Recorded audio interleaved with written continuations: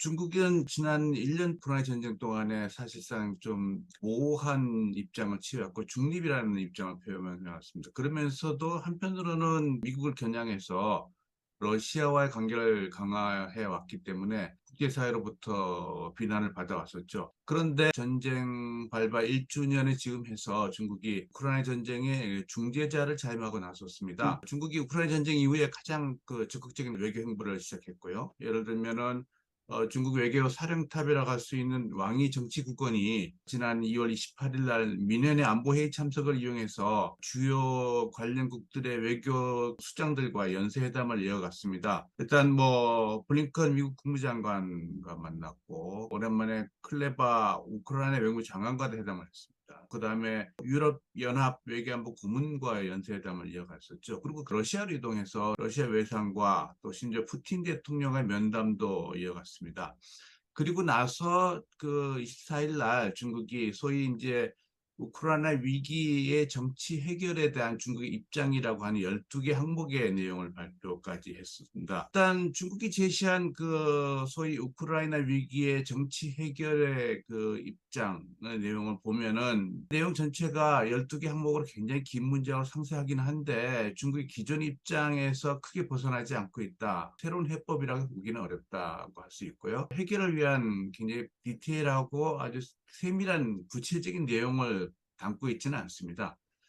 중국 스스로도 이 입장문은 관련국들의 최대 공약수를 뽑아낸 거다 했는데 결국은 관련국들의 상이한 입장과 이해관계를 최대한 좀 반영시켜 보겠다 하는 정도의 내용이라고 볼 수 있는데요. 예를 들면은 유럽을 의식해서 핵사용 금지라는 내용을 포함시켰습니다. 이거는 물론 이제 러시아에 대한 그런 메시지 의미 담고 있죠. 그러면서 동시에 러시아가 요구하고 있는 일방적 제재 중단 이 얘기도 담고 있어요. 그러면서 우크라이나 입장을 고려해서 영토와 주권의 보장에 대한 내용도 담고 있고 다른 한편으로는 미국을 겨냥해서는 냉전적 사고를 벌여야 한다 하는 메시지를 동시에 전달하고 있습니다. 그만큼 이제 우크라이나 문제가 복잡하다는 걸 시사하는 것이기도 하지만은 동시에 중국이 얘기하는 것처럼 해법을 제시한 것이라 보기는 어렵고요. 실제로 이 중재안이 나온 직후에 미국과 유럽의 반응은 일단 호의적이지 않은 것 같습니다.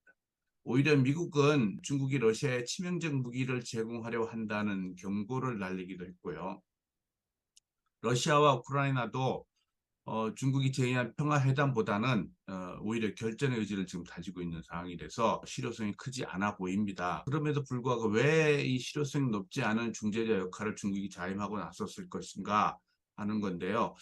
그 이유는 일단은 첫 번째로는 중국이 우려하는 것보다 우크라이나 전쟁이 굉장히 장기화되고 확장될 가능성이 제기되면서 기존에 해왔던 중국의 원론적인 모호한 입장만을 계속 유지하는 것이 쉽지 않겠다 하고 판단한 듯합니다. 그래서 12항에 내재되어 있는 행간을 조금 읽어본다고 한다면은 오히려 중국이 갖고 있는 딜레마 또는 고민들이 담겨 있는 게 아닌가 싶은 생각이 듭니다. 중국이 우크라이나 전쟁을 바라보면서 우려하는 것은 러시아가 비슷한 맥락에서 나토의 확장에 대한 우려입니다. 중국은 미국이 소위 말하는 인도 태평양 전략이 사실상 나토의 아시아를 확장 시도이고 이를 통해 중국을 압박하려는 것이다 하고 우려하고 있거든요. 중국이 이제 중립을 표명하면서도 러시아가 침공한 것을 비난하지도 않고 또 러시아의 제재에도 참여하지 않으면서 러시아의 전략적 제후를 이어가는 이유가 여기에 있다고 볼 수 있고요. 동시에 그러면서도 중국은 러시아와의 관계가 긴밀해지고 있긴 하지만은 이 때문에 유럽과 관계가 악화되고 또 미국과의 갈등이 더 고조되는 것도 원치 않고 있는 그런 상황을 반영한 것이라 볼 수 있고요. 그래서 중국은 러시아가 기대하는 수준만큼 어떤 확고한 지지를 표명하거나 군사적 지원을 지금 주저하고 있는 입장이기도 합니다. 중국이 러시아에 대해서 전폭적인 지지를 표명하기 어려운 또 하나의 중요한 이유가 대만 문제가 있죠. 중국은 대만 문제는 미국과의 경쟁의 최전선에 놓여 있고 일관되게 이거는 내정이고 영토 주권의 문제다 이렇게 주장해 왔잖아요. 그런 맥락에서 러시아가 중요한 협력의 대상이긴 하지만은 그렇다고 중국의 중요한 외교 원칙인 대만 문제가 걸려 있는 주권과 영토의 존중이라는 것들을 훼손시킬 수 있는 그런 입장을 표명하기는 굉장히 곤혹스러운 상황이 있다. 북한과 입장에서도 차별성이 드러나는데, 북한이 요즘 소위 말하는 신냉전론을 들고 나오면서 북중러 대 한미일의 어떤 대립구도를 만들어 가면서 그 과정 속에서 북한은 중국과 러시아로부터의 협력을 얻어내서 유엔 제재의 그 어려움을 좀 돌파하려고 하고 더 이상의 추가 제재를 회피하려고 하는 그런 시도를 하고 있습니다. 그렇지만은 중국은 북중러의 연대를 통한 신냉전적 구조를 만드는 것에 대해서 북한과는 좀 다른 입장을 가지고 있습니다. 왜냐하면은 일단 중국은 아까 말씀드린 대로 미국과의 경쟁이 뭐 경제나 첨단 기술 부분에서 경쟁은 회피하기도 어렵고 불가피하다고 생각하고 있지만은 군사안보 분야로까지 미국과의 대립이 확장되는 것은 지금 우회하거나 좀 지연시키고 싶다.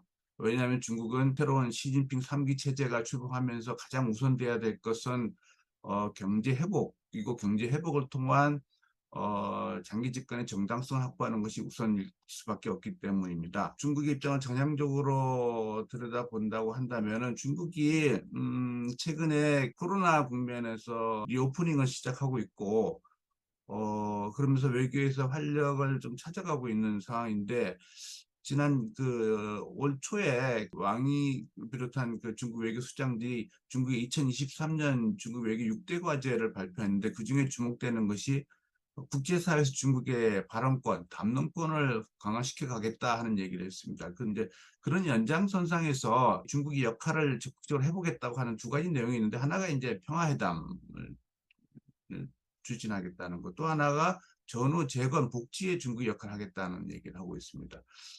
결국은 중국이 좀 미국과 차별화해서 평화와 대화를 견인한다는 이미지를 국제사회에 좀 부각시켜 보면서 발언권을 키워보려고 하는 게 아닌가 하는 시도라고 볼 수도 있습니다.